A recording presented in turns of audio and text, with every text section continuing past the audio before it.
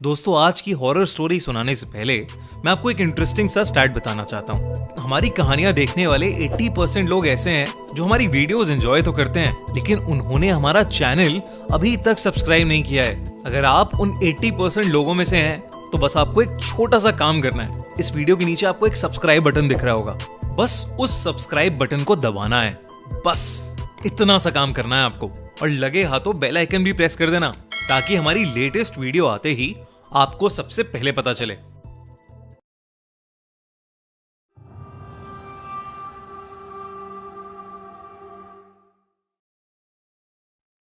दिवाली का राक्षस। दिवाली का त्योहार हम सभी बहुत धूमधाम से मनाते हैं। दिवाली के आने से हफ्तों पहले ही बाजारों में भीड़ और मानो हवा में एक अजीब सी खुशी हो जाती है। पर दिवाली की रात पूरे साल की सबसे बड़ी अमावस की रात भी होती है। ऐसा माना जाता है कि दिवाली की रात भूत और प्रेतों की शक्तियां बहुत बढ़ जाती हैं। हमारी आज की कहानी ऐसी ही एक अंधेरी काली दिवाली की रात के बारे में है। जतिन, ऋषि और ईशान बचपन से ही गहरे दोस्त थे। साथ में पले बड़े वो तीनों दोस्त एक दूसरे के जिगरी थे और हमेशा साथ ही घूमते थे। पर जब ऋषि और उसकी फैमिली ने इंडिया से बाहर सेटल होने का डिसाइड किया, तो ये उन तीनों के लिए मानो आखिरी दिवाली थी जो वो साथ में मनाने वाले थे। दिवाली के जस्ट बाद ऋषि अपनी फैमिली के साथ वो शहर हमेशा हमेशा के लिए छोड़कर जाने वाला था।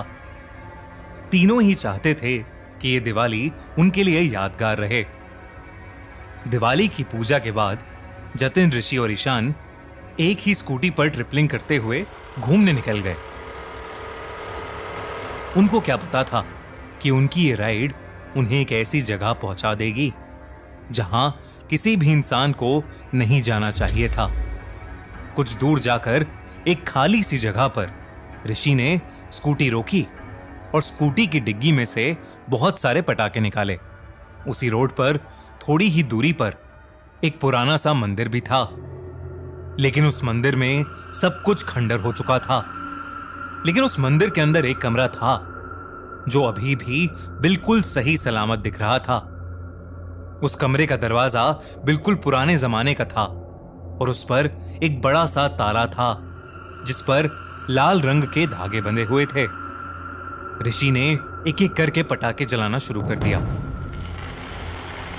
और तभी ईशान ने एक रॉकेट लिया और दो पत्थरों के बीच में खड़ा करके उसे जला दिया। रॉकेट में आग लगते ही वो रॉकेट प्रेशर से नीचे गिर गया और सीधा उस खंडर हुए मंदिर के अंदर जाकर फट गया। एक बहुत ही जोर के धमाके की आवाज आई, पर क्योंकि वो मंदिर पहले से ही खंडर था, तो उन लड़कों ने उस धमाके की ज्यादा परवाह नहीं की और अपनी मस्ती में दूसरे पटाखे जलाने लगे।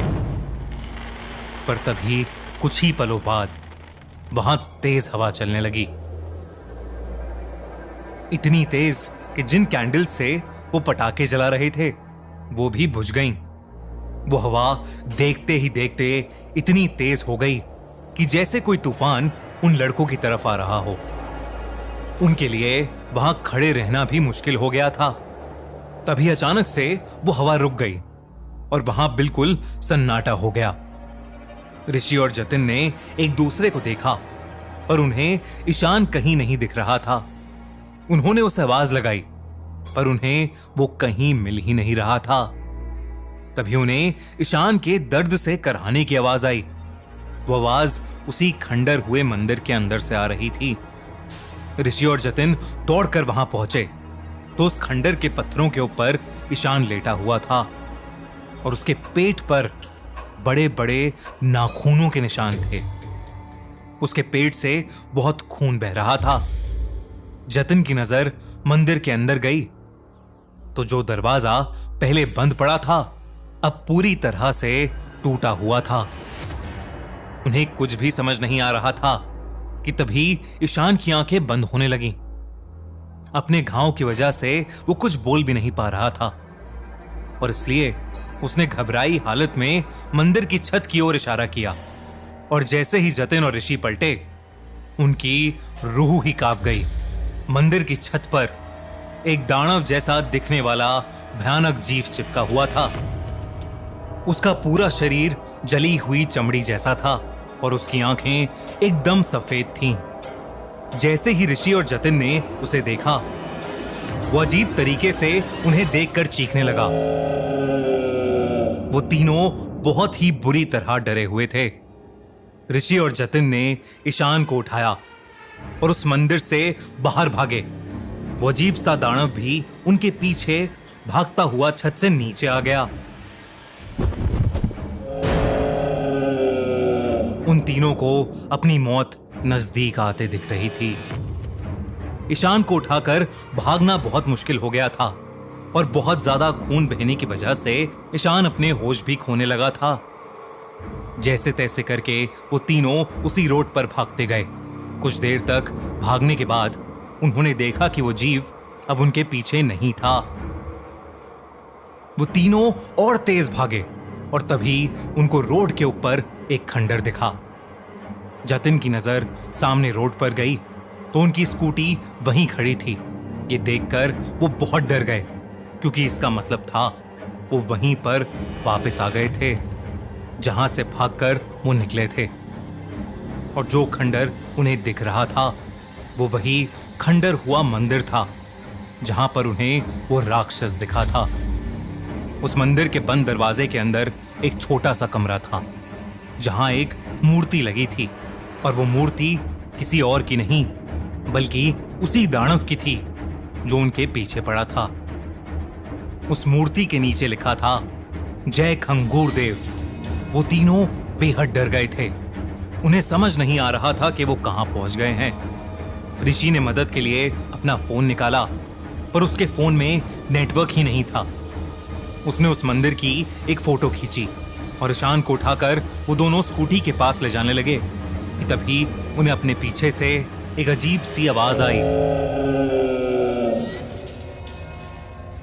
उस दिवाली के दिन के बाद ऋषि, जतिन और ईशान कहां गए ये किसी को नहीं पता। पुलिस को उस मंदिर के पास से सिर्फ ऋषि का फोन मिला था जिसके अंदर उस खंडर की एक फोटो थी। जब उस इलाके के पुजारी को यह पता चला कि उस खंडर में यह हादसा हुआ है, उसने उसी दिन ही उस जगह को छोड़ दिया। उस पुजारी ने उस इलाके के बाकी लोगों को भी बताया कि करीबन 500 साल पहले खंगूर नाम का एक दानव धरती पर आ गया था। वो इंसानों को खाकर अपनी शक्ति बढ़ाता था। सब उससे डरते थे, इसलिए उसे खुश रखने के लिए उसका एक मंदिर बनाया गया था जहां वो उसे हर महीने एक इंसान की बलि चढ़ाया करते थे।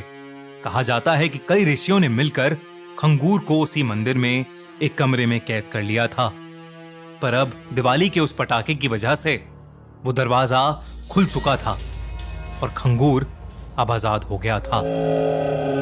आज भी उस शहर से रात में इंसानों के गायब होने की खबर आती रहती है। ना तो उनकी कोई लाश मिलती है और ना ही कोई सबूत। पुराने रहने वाले सभी लोगों ने वो इलाका छोड़ दिया है, पर वो राक्षस खंगूर शायद आज भी वहीं उस इलाके में अपनी सालों की भूख मिटाता रहता है। अगर आपको ये वीडियो अच्छी लगी तो हमारा चैनल खूनी मंडे सब्सक्राइब करना बिल्कुल मत भूलना।